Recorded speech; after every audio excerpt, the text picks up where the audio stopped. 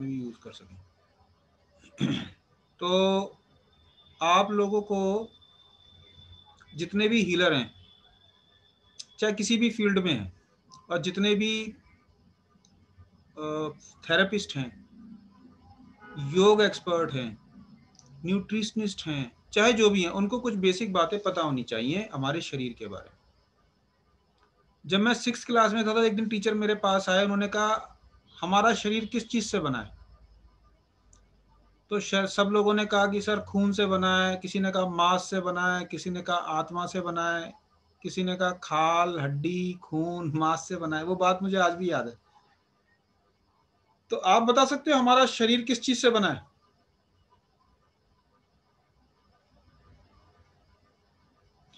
हमारा शरीर बना है सेल से, सेल से। तो बेसिक यूनिट ऑफ लाइफ यानी जिंदगी का जो सबसे महत्वपूर्ण और बेसिक जो चीज है वो है सेल। सेल माने क्या होता है? सेल ये वाला सेल, ये वाला सेल, ठीक है। एक तो सेल होता है जो बैटरी में डलता है सेल, एक सेल होती है जो लड़कियों को बहुत पसंद है, ये है सेल। तो सेल जो है हमारी बेसिक यूनिट ऑफ लाइफ है। बेसिक यूनिट ऑफ लाइफ का मतलब ये है कि हमारा शरीर जो है लाखों करोड़ों छोटे छोटे सेल से मिलकर बना है। किससे बना है? हमारा शरीर किससे बना है?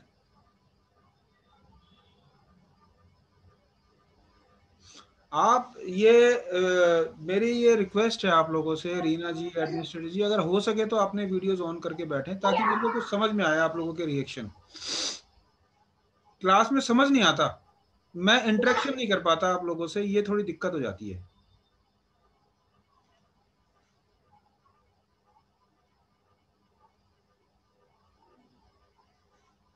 तो सेल हमारे शरीर की एक सबसे छोटी इकाई है। ऐसे बहुत सारे सेल से मिलके एक चीज बनती है, इसको कहते हैं टिश्यू।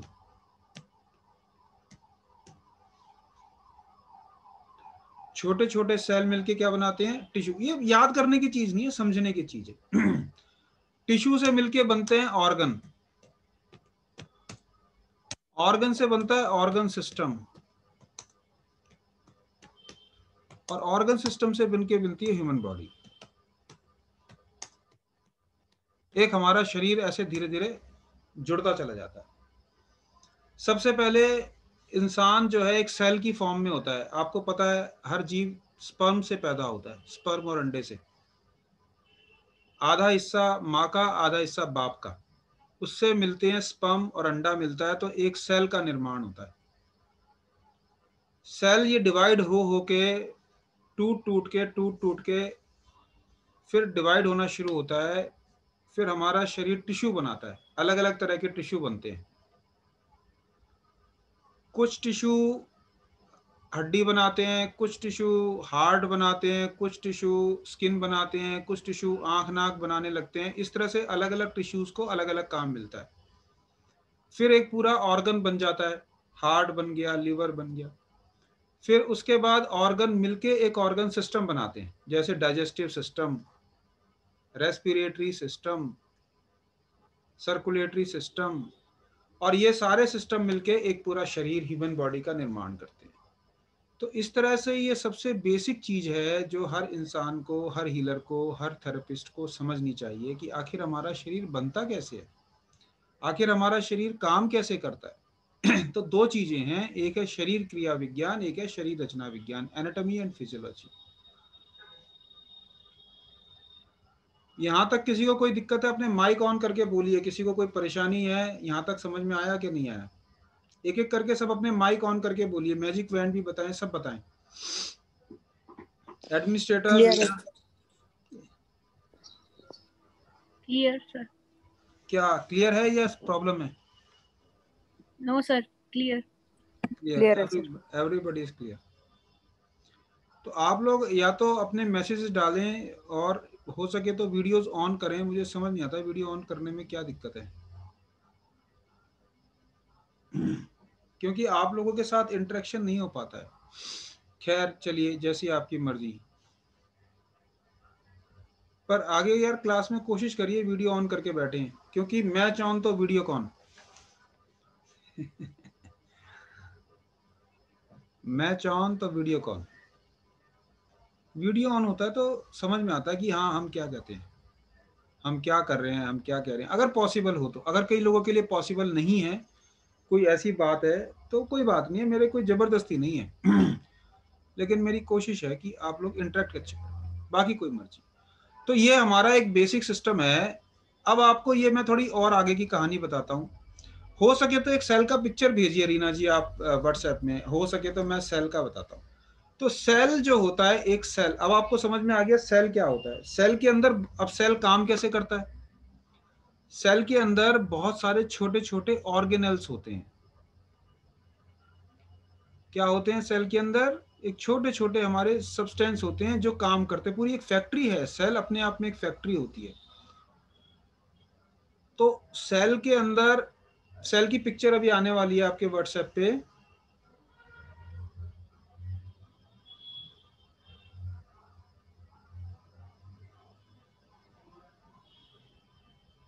सेल की एक पिक्चर आ जाएगी अभी थोड़ी देर में। तो आप उसको देखिए, सेल कैसे काम करता है मैं समझाता हूँ। सेल के अंदर छोटे छोटे सब्सटेंस होते हैं, जैसे कि माइटोकॉन्ड्रिया। माइटोकॉन्ड्रिया, ये याद करने की जरूरत नहीं है, आपको समझ आ रहा हूं मैं। अब माइटोकॉन्ड्रिया क्या होता है। ये सेल के अंदर पाया जाता है। जितनी भी हमारी एनर्जी है,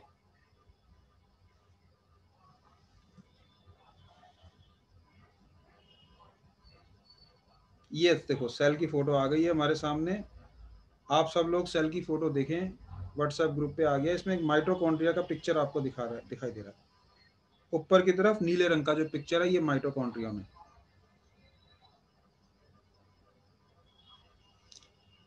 माइटोकॉन्ड्रिया, वंदना जी बहुत बहुत स्वागत है। लेकिन आपकी क्लास थोड़ी सी निकल गई है, मैं आपको समझा दूं। हम सेल के बारे में पढ़ रहे हैं।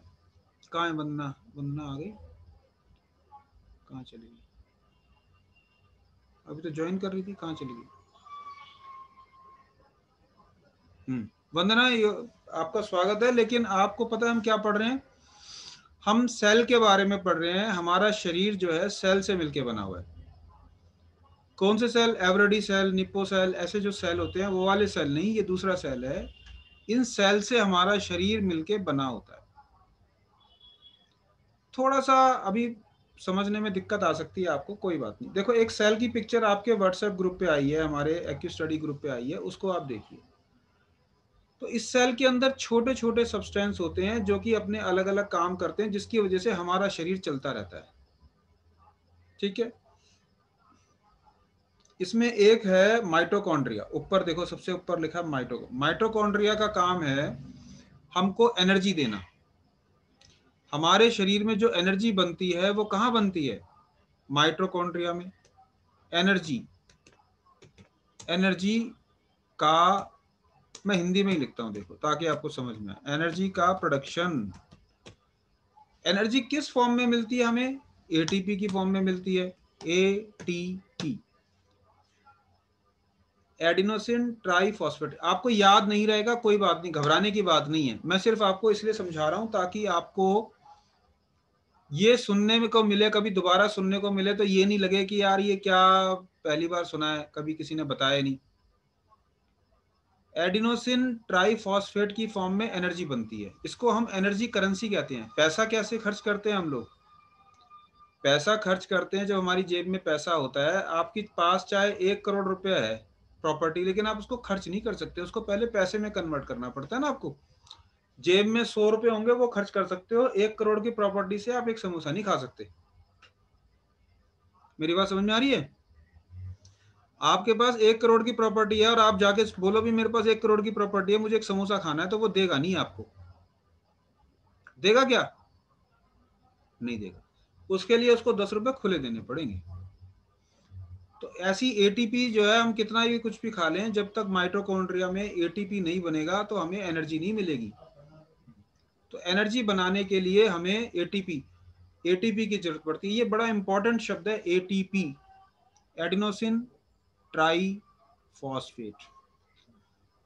जितनी भी एनर्जी बनती है ये एटीपी की फॉर्म में बनती है। तो बड़ा कॉम्प्लिकेटेड स्ट्रक्चर है जिसकी वजह से ये बनती है। C3 साइकिल होता है एक, उसकी से ये बनते हैं, एटीपी बनते हैं कार्बन साइकिल में। तो उतनी कॉम्प्लिकेशंस में हमको तो जाना नहीं है। हमको क्या समझना है कि एनर्जी किस फॉर्म में बनती है, एटीपी की फॉर्म में बनती है। अब देखो, अब हम यहाँ से आगे चलते हैं और दूसरा ऑर्गेनल पकड़ते हैं। माइटोकॉन्ड्रिया के बाद एक और ऑर्गेनल है हमारी बॉडी में, देखते हैं, आप स्ट्रक्चर पे जाइए। दूसरा, आप इसको सेल को अगर ध्यान से देखेंगे तो इसकी एक वॉल है, सेल वॉल। चारों तरफ से सेल जो है एक वॉल से यानी दीवार से घिरा रहता है, ठीक है।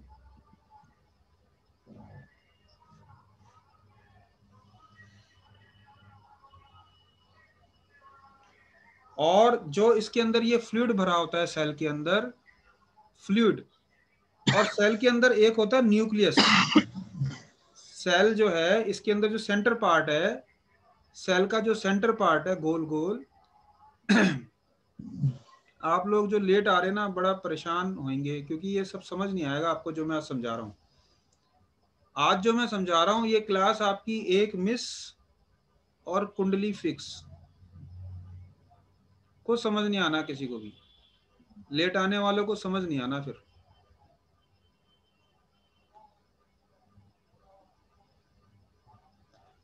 वंदना जी, आपका वीडियो ऑन हो सकता है क्या?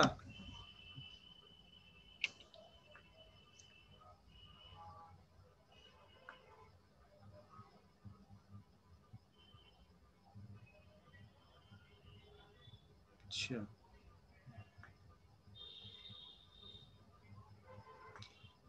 हाँ मैसेज डाल दीजिए इसमें। ओके, तो आप देखिए सेल के अंदर क्या होता है, एक बीच में, सबसे बीच में क्या होता है सेल के अंदर, क्या होता है बोलिए? न्यूक्लियस। न्यूक्लियस। न्यूक्लियस का क्या फंक्शन होता है, कोई बता सकता है?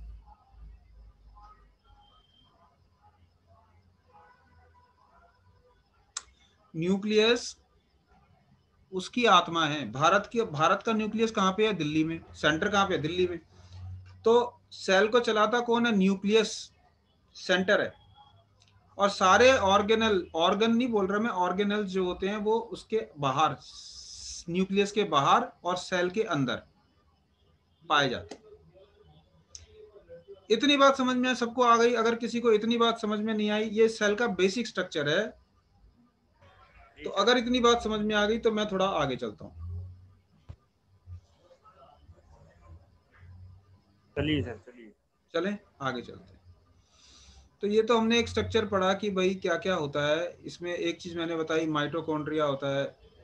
इसी तरह से और भी कुछ सब्सटेंस होते हैं लेकिन हम उसके डिटेल में अभी नहीं जाएंगे, क्योंकि माइटोकॉन्ड्रिया इसलिए जरूरी था समझना कि एक और चीज होती है लाइजोसोम, वो भी समझ लेते हैं। लाइजोसोम्स के अंदर ना कुछ एंजाइम भरे रहते हैं, जो समय समय पर रिलीज होते रहते हैं जब जैसी जरूरत होती है। बस ये गुब्बारे जैसा है लाइजोसोम। तो लाइजोसोम्स, माइटोकॉन्ड्रिया, ऐसे तो और भी सब्सटेंस है, गोल्गी बॉडीज हैं, एंडोप्लाज्मिक रेटिकुलम है, और भी बहुत सारी चीजें। तो लेकिन हमें समझना है थोड़ी थोड़ी बात, ज्यादा बात अभी डिटेल में नहीं समझनी। तो माइटोकॉन्ड्रिया का काम क्या है? Energy production. एनर्जी किस फॉर्म में प्रोड्यूस होती है? एटीपी की फॉर्म में प्रोड्यूस होती है, एडेनोसिन ट्राइफॉस्फेट की फॉर्म में से। सेल से मिलके क्या बनता है? टिश्यू बनता है, टिश्यू से ऑर्गन बनता है, ऑर्गन से ऑर्गन सिस्टम बनता है, और फिर ह्यूमन बॉडी बनती है। क्लियर? बहुत बढ़िया। अब हमारे बॉडी में कितने ऑर्गन हैं, कितने ऑर्गन सिस्टम है, ये हमें समझना चाहिए।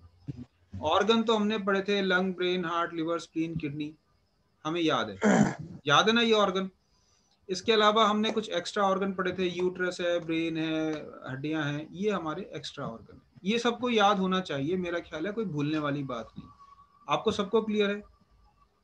जी जी ठीक है, Yes, ऑर्गन sir. सबको क्लियर है। तो अब हम पढ़ते हैं आज ऑर्गन सिस्टम के बारे में। और अच्छा रहता कि बाकी सब लोग होते, लेकिन मैं इंतजार करता रह जाता हूँ कि शायद लोग रेगुलर होंगे, कभी कोई नहीं आता, कभी कोई नहीं आता। तो अब हमें पढ़ना ही तो आगे करनी है, हम सबका वेट नहीं कर सकते। तो जो छूटता जाएगा फिर वो अपना वीडियो में देख के समझता जाएगा। मेरी पूरी कोशिश है कि आप लोग इसको अचीव कर पाएं, पर जो लोग अभी रेगुलर नहीं हो पा रहे हैं तो फिर उनको थोड़ी सी दिक्कत हो सकती है। तो हमारे कौन कौन से ऑर्गन सिस्टम है, आप में से कोई अगर बताना चाहे या बता सके। और रीना जी आप इतना एक व्हाट्सएप ग्रुप पे एक इनकी सबका डाल भी दीजिए नाम, आपको ये निकल जाएगा पिक्चर समेत। तो सबसे पहले आप बता सकती हैं कौन सा ऑर्गन सिस्टम होता है, कोई नाम बताना चाहेगा? Sir brain. नहीं, ये सिस्टम नहीं है, ये ऑर्गन है। ऑर्गन सिस्टम है, रेस्पिरेटरी सिस्टम सर, हैं?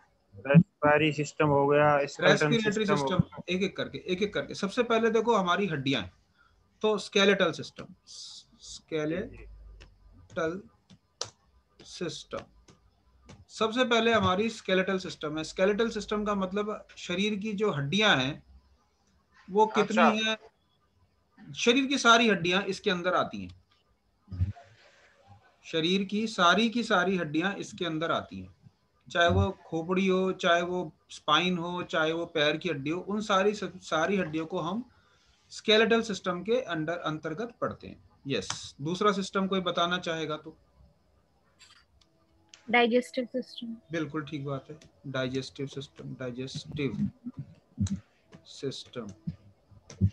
डाइजेस्टिव सिस्टम का मतलब है मुंह से लेकर एनस तक जितना भी लार्ज इंटेस्टाइन, स्मॉल इंटेस्टाइन, पेट, ये सब हम डाइजेस्टिव सिस्टम के अंतर्गत पढ़ते हैं। इसके बारे में हम धीरे धीरे एक एक करके एक एक सिस्टम को हम लोग पढ़ेंगे। आगे चलिए। Endocrine system. Very good, endocrine system. Endocrine system क्या होता है, कोई बताएं सब लोग, जो जितना जानते हैं। गलत बोल सकते हो, कोई घबराने की बात नहीं है। आप कोई एक्सपर्ट नहीं हो, मैं ये जानता हूं। ये मत सोचना कि अरे आपने गलत बता दिया, हम आपका मजाक उड़ाएंगे या कोई और मजाक उड़ाएगा, ऐसा बिल्कुल भी नहीं। आप कोई एक्सपर्ट नहीं हो, कोई डॉक्टर नहीं हो, कोई साइंटिस्ट नहीं हो, आप एक साधारण आम आदमी हो मेरे जैसे। तो मैंने भी धीरे धीरे सीखा, आप लोग भी धीरे धीरे सीख सकते हो। तो इसमें गलत भी बोलोगे तो कोई बात नहीं, अगर बोलोगे ना तो कुछ गलती होने से ही सीखता है आदमी, पर ये चुपचाप बैठे रहोगे तो सीख नहीं पाओगे, ठीक है ना। और अगर सीख नहीं पाओगे तो कहीं जाओगे, कहीं बैठोगे, कहीं बोलोगे तो फिर वो दिमाग में कोई बात आएगी नहीं। तो एक ही लड़की ये बताई जा रही है, बाकी लोग भी बताएं। स्केलेटल सिस्टम, एंडोक्राइन सिस्टम के अंदर क्या आता है, क्या चीज होती है एंडोक्राइन? सर जो बॉडी फंक्शंस हैं उनको हार्मोन्स के थ्रू रेगुलेट करते हैं। हाँ, तो ये रीना जी बताई जा रही है सबको, बाकी लोग क्यों नहीं बता रहे हैं? कोई बता सकता है? एटॉमिक इनर, जो जो इंटर जो मींस से जो इनर बॉडी में जो सिस्टम है वो सब कुछ, जैसे for example sir blood circulation भी एंडोक्राइन सिस्टम में आता है। नहीं नहीं नहीं नहीं नहीं, एंडोक्राइन दो चीजें होती हैं, इस बात को समझिए। एक होती है एंडोक्राइन, एक होती है एक्सोक्राइन। एंडोक्राइन सिस्टम यानी कि हार्मोनल सिस्टम। हमारी बॉडी के अंदर जितने भी तरह के हार्मोन्स रिलीज होते हैं, चाहे वो थायराइड है, चाहे वो टेस्टोस्टेरोन है, चाहे वो प्रोजेस्टेरोन है, चाहे वो ईस्ट्रोजन है, चाहे वो इंसुलिन है, जितने भी तरह के हार्मोन हैं वो सब एंडोक्राइन सिस्टम के अंतर्गत आते हैं। इनको डक्ट लेस ग्लैंड भी बोलते हैं। डक्ट लेस, अभी कितने होते हैं एंडोक्राइन सिस्टम में वो मैं सब एक एक करके पढ़ाऊंगा, पिट्यूटरी से लेके और टेस्टिकल्स तक सब पढ़ाऊंगा। तो एंडोक्राइन सिस्टम को डक्ट लेस इसलिए बोलते हैं कि ये अपना सारा स्राव सिक्रीशन सीधा ब्लड के अंदर डालते हैं। अभी आपने देखा आपके सामने सांप आ गया, एकदम से चेहरा लाल हो गया, क्योंकि एंडोक्राइन सिस्टम से एड्रेनलिन रिलीज हो गया ब्लड के अंदर। और जैसे ही एड्रेनलिन ब्लड के अंदर रिलीज हुआ, उसने ब्लड प्रेशर बढ़ा दिया, चेहरा लाल कर दिया और दिल की धड़कन बढ़ गई। इसको फंक्शन करने में सेकंड लगते हैं। तो सर्कुलेटरी सिस्टम अलग है, एंडोक्राइन। तो इसीलिए जो एंडोक्राइन, जैसे डायबिटीज वाले डॉक्टर को कई बार एंडोक्राइनोलॉजिस्ट भी बोलते हैं। तो जो हार्मोन की बीमारियों को देखता है उसको एंडोक्राइनोलॉजिस्ट बोलते हैं। एंडोक्राइन से नाम बन गया, एंडोक्राइन, एंडोक्राइनोलॉजिस्ट। तो एंडोक्राइनोलॉजिस्ट क्या होता है? जो हार्मोन संबंधित बीमारियों को देखता है, चाहे मेल की हो या फीमेल की। जैसे थायराइड को कौन देखेगा? एंडोक्राइनोलॉजिस्ट देखेगा, अगर बहुत ज्यादा प्रॉब्लम हुई तो। वैसे तो नॉर्मली सुधर जाता है। इसी तरह डायबिटीज अगर किसी तरह से ज्यादा कॉम्प्लिकेटेड में जाती है तो फिर एंडोक्राइनोलॉजिस्ट देखता है कि भाई हार्मोन में क्या दिक्कत आ रही है, कौन सी ग्लैंड सही से काम नहीं कर रही, उसको देखा जाए, समझा जाए, टेस्ट किया जाए, क्या पिट्यूटरी काम नहीं कर रही है, या इंसुलिन पैंक्रियाज काम नहीं कर रहा है, या किसी और वजह से दिक्कत आ रही है, कोई पैंक्रियाज में कोई ट्यूमर तो नहीं बन गया है जो इतना सारा इंसुलिन रिलीज हो रहा है या कम रिलीज हो रहा है, क्या हो रहा है। ये नॉर्मल कंडीशन से अगर अलग दिशा में चला जाता है तो फिर और स्पेशलिस्ट की जरूरत पड़ती है, सुपर स्पेशलिस्ट की जरूरत पड़ती है, फिर वो फर्दर इन्वेस्टिगेशन करवाता है। ठीक है ना, यहां तक क्लियर हो गया? ठीक है, क्लियर है सबको? जी क्लियर। कोई आप में से ऐसा हो जिसकी समझ में अभी तक कुछ नहीं आया हो तो मुझे बता दे। सबकी समझ में सब कुछ आ गया? बहुत बढ़िया यार, ये तो मजा ही आ गया। और चौथा सिस्टम बताइए, स्केलेटल सिस्टम, रेस्पिरेटरी सिस्टम। हिम्मत सिंह जी की बात मान लो, ये नाराज हो जाएंगे नहीं तो। रेस्पिरेटरी सिस्टम, इन्होंने सबसे पहले मुझे यही बोला था और मैंने इनकी बात सुनी नहीं, बड़ा गलत किया। रेस्पिरेटरी सिस्टम का मतलब होता है सांस लेने और छोड़ने की प्रक्रिया। तो नाक से सांस लेते हैं, फेफड़ों में जाता है, फेफड़ों से फिर वापस नाक से बाहर निकालते हैं, इसको रेस्पिरेटरी सिस्टम बोलते हैं या रेस्पिरेशन बोलते हैं। सांस लेना, रुकना, छोड़ना, ये तीन प्रक्रियाएं लगातार चलती जाती हैं। क्या चलती जाती हैं? रेस्पिरेशन। ठीक है, और क्या सिस्टम है रेस्पिरेटरी? एक्सीक्रेटरी सिस्टम। हाँ, एक्सक्रीटरी सिस्टम, एक्सक्रीटरी सिस्टम, ये लीजिए। एक्सक्रीटरी सिस्टम का मतलब है उत्सर्जक तंत्र, उत्सर्जन करना। जो हमारे टॉक्सिन्स हैं वो बॉडी से बाहर निकल जाएं। अगर वो नहीं निकलेंगे तो फिर बीमारी हो जाएगी। मूल कारण क्या है बीमारी का? वो है मॉर्बिड सब्सटेंस, टॉक्सिन्स। बॉडी के अंदर से टॉक्सिन्स नहीं निकलते, इसलिए उन टॉक्सिन्स को निकालने के तरीके क्या हैं? एनिमा लगाते हैं, पसीना निकालते हैं, वमन करते हैं। ये जितने टॉक्सिन्स निकल जाते हैं उतनी जल्दी बीमारी ठीक हो जाती है। ठीक है, एक्सक्रीटरी सिस्टम। और क्या? Muscular system. Muscular system, muscular system तो पता ही है आपको, मसल्स बनाते हैं आजकल बच्चे। Related to muscle. हाँ, relate all muscles in the body. जैसे हड्डियां सारी हैं, ऐसी सारी मसल्स जितनी भी हैं वो भी अपना एक कोऑर्डिनेशन में काम करती हैं, मिलजुल के काम करती हैं। अगर वो मसल काम नहीं करेंगी ढंग से तो दिक्कत हो जाती है। ठीक है, ठीक है यहाँ तक। मस्कुलर सिस्टम के बाद आता है reproductive system. Reproductive,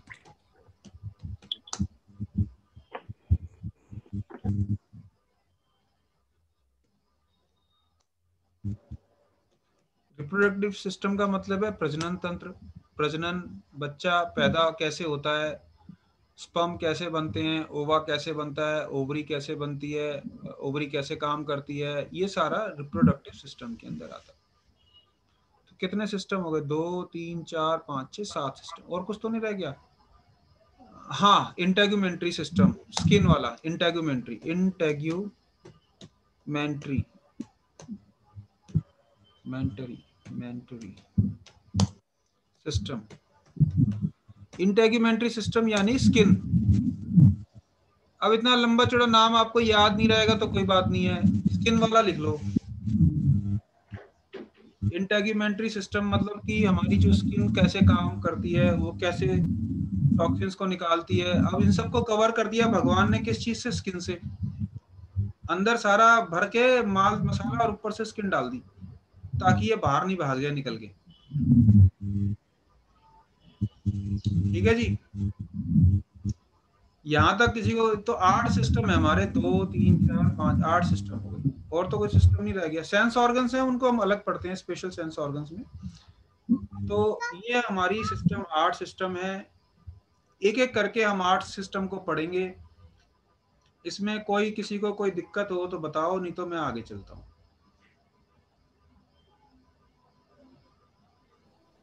circulatory system. हाँ, अरे सर्कुलेटरी नर्वस सिस्टम भी रह गया यार। Circulatory, very good. देखो ये बच्चे इतने अच्छे हैं, नर्वस सिस्टम भी रह गया। Circulatory system, very good. Circulation तो आपको पता है, जो खून दौड़ रहा है हमारे शरीर में वो सर्कुलेटरी सिस्टम के अंदर है। और एक हो गया नर्वस सिस्टम। ये कुल मिला के 10 सिस्टम हो गए। Skeletal system, endocrine, respiratory, excretory, muscular, reproductive. ठीक है जी, ठीक है। नर्वस सिस्टम माने सारी नसों का जो जंजाल फैला हुआ है, कम्युनिकेशन का काम करती हैं एक ऑर्गन से दूसरे ऑर्गन को। और इतनी पूरी दुनिया बसी हुई है शरीर के अंदर। हमारा शरीर चलता फिरता एक शहर भी क्या, देश है। सच्ची बात है ये। आप इसकी कार्य प्रणाली और फंक्शन देख लोगे तो हैरान रह जाओगे। इतना कॉम्प्लिकेटेड शरीर, माय गॉड। कैसे बनाया है ये, किसने बनाया? और 1 मिनट नहीं लगता टपकने में।